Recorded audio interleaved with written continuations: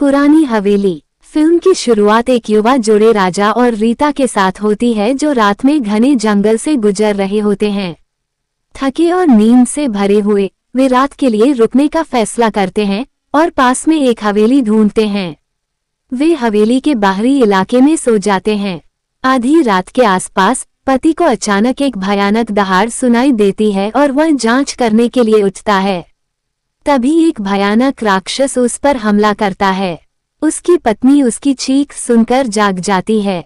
वो उसे बचाने की कोशिश करती है लेकिन केवल उसका कटा हुआ हाथ ही बचा पाती है।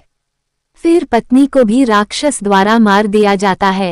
एक बूढ़ा आदमी नरेंद्र दृश्य पर थोड़ा देर से प्रकट होता है, लेकिन अंततः एक सूली से राक्षस को डराकर उसे एक भूमिगत पिंजरे में फंसा देता है। फिर वह उसे भागने से रोकने के लिए सूली को कुंडी से बांध देता है। कहानी फिर ठाकुर कुमार पर केंद्रित होती है, जो एक उद्योगपति है और अपनी पत्नी सीमा और भतीजी अनीता के साथ बॉम्बे में रहता है। अपने माता पिता की मृत्यु के बाद से अनीता अपने चाचा के साथ रह रही है, जो उसके पिता की संपत्ति का कानूनी संरक्षक भी है।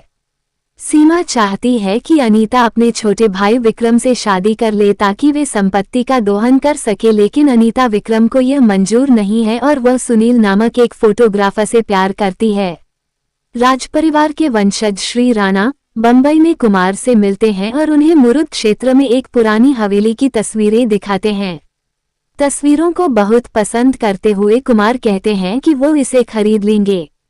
श्री राणा कहते हैं कि वो हवेली बेचना चाहते हैं क्योंकि वो निसंतान है और उनका कोई वारिस नहीं है। कुमार यह भी बताते हैं कि वो और सीमा निसंतान दंपति हैं। तभी अनीता प्रवेश करती है और कुमार अपनी भतीजी का परिचय श्री राणा से कराते हैं और कहते हैं कि वे उसके लिए एक हवेली खरीद रहे हैं। अनीता को लेनदेन के लिए चेक पर हस्ताक्षर करने के लिए कहा जाता है। वो भरी जाने वाली राशि के बारे में पूछती है, लेकिन कुमार बड़े प्यार से उसका ध्यान हटाते हैं और कहते हैं कि वो सौदा तय होने के बाद संख्या लिख देंगे। श्री राणा आसपास के समुद्र तट की शांत प्राकृतिक सुंदरता, चट्टानी सैरगाह और हवेली के चारों ओर एक बड़े जंगल का वर्णन करते हैं। जब नौकर शंकर सफाई के लिए हवेली में प्रवेश करता है तो उसे डरावना माहौल महसूस होता है और एक तेज दहाड़ सुनाई देती है। जब वो वहां से भागने की कोशिश करता है तो भूमिगत राक्षस द्वारा नियंत्रित बुरी ताकतें उसे बेरहमी से मार देती हैं। कुमार श्री राणा के साथ हवेली खरीदने के लिए जाता है। वे दोनों आधी रात के बाद वहां पहुंचते हैं। जब वे झाड़ू और बाल्टी को फर्श पर पड़ा देखते हैं तो श्री राणा अपने नौकर को आवाज लगाते हैं। वो मजाक में कहता है कि बदमाश शराब के नशे में है और उसे पकड़ने का फैसला करता है। कुमार श्री राणा को आश्वासन देता है कि वो हवेली की सफाई करवाएगा। कुमार हवेली की सुंदरता की प्रशंसा कर रहा है और कहता है कि वो इसे एक सुंदर संग्रहालय में बदल देगा। तभी श्री राणा को लोहे की मूर्ति हवा में उठा लेती है और गला घोंटकर मार देती है। कुमार डरकर चीखता है और हवेली से बाहर भागता है। बाहर निकलते समय वह शंकर की भयानक लाश से टकराता है और उसे खुद फेंककर अपनी कार की ओर भागता है। कुमार को अपनी कार में श्री राणा की लाश मिलती है। अत्यधिक डर से रोते हुए वह भागना शुरू कर देता है और हवेली के पीछे कब्रिस्तान में घुस जाता है। लेकिन जब वह आग के सबसे भीतरी घेरे से बच निकलने में सफल होता है तो आग के विस्फोट उसे घेर लेते हैं, जिसके बाद राक्षस की आत्मा उसे भूमिगत कर देती है। इस बीच अनीता और सुनील पर सीमा और विक्रम द्वारा नियुक्त गुंडों द्वारा हमला किया जाता है। सीमा सुनील को अपनी हवेली में बुलाती है और उसका अपमान करती है। चूंकि अनीता को विक्रम द्वारा सुनील को जान से मारने की धमकी दी जाती है, अगर वह उससे शादी करने से इनकार करती है तो वह डर कर कराहने और रोने के अलावा कुछ नहीं कर सकती। उस शाम सुनील और अनीता अपनी योजना के अनुसार एक कॉमन फ्रेंड के जन्मदिन समारोह में एक दूसरे से मिलते हैं। सुनील अनीता के साथ अपनी प्यारी यादों के बारे में गाता है और वे दोनों अपने खूबसूरत दिनों को याद करते हैं। अनीता को घर वापस बिस्तर पर फेंक दिया जाता है और जब वो अगले दिन हवेली जाने से इनकार करती है तो विक्रम गुस्से में उसके बाल खींचता है। शोभा और आनंद विक्रम की क्रूरता से हैरान हैं और अनीता को अपने कॉलेज के दोस्तों के साथ हवेली में आने के लिए मनाते हैं, क्योंकि सुनील अगले दिन उनसे वहां मिलेंगे। बाद में अनीता विक्रम और कुछ 23 दोस्तों का एक बड़ा समूह हवेली में पहुंचता है। सुनील भी अगली सुबह वहां पहुंचता है और जंगल में अनीता पर हमला करने के लिए विक्रम की पिटाई करता है। विक्रम के दोस्तों में से एक माइकल पहली मंजिल की रेलिंग के पास लोहे की मूर्ति से मारा जाता है।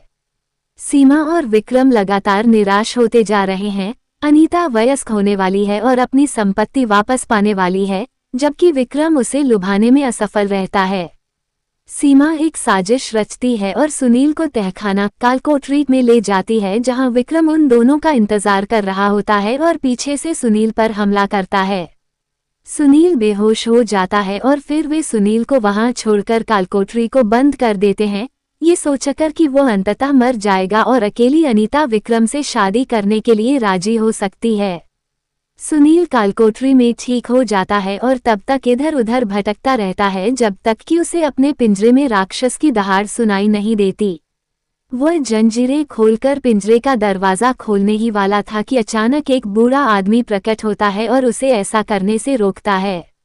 सुनील बूढ़े आदमी से दरवाजे के नीचे छिपे प्राणी के बारे में पूछता है।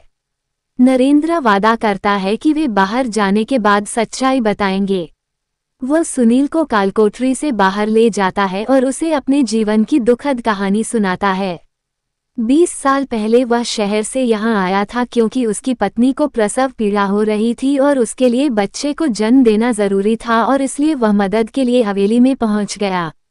हालांकि उसे बार बार एक नन द्वारा चेतावनी दी गई थी कि वो वहां से चला जाए और वहां प्रसव न होने दे, क्योंकि उसके अनुसार हवेली के भीतर कुछ अमानवीय और अपवित्र छिपा हुआ था और अगर बच्चा वहां पैदा हुआ तो इससे अंततः बुराई का जन्म होगा।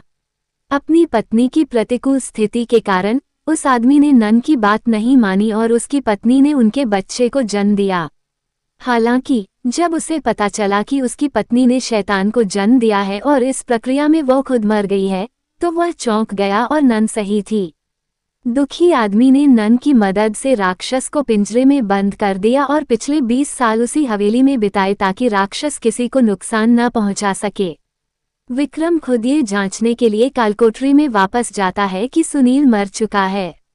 वह राक्षस की आवाज सुनता है और अनजाने में उसे छोड़ देता है और खुद को मार डालता है।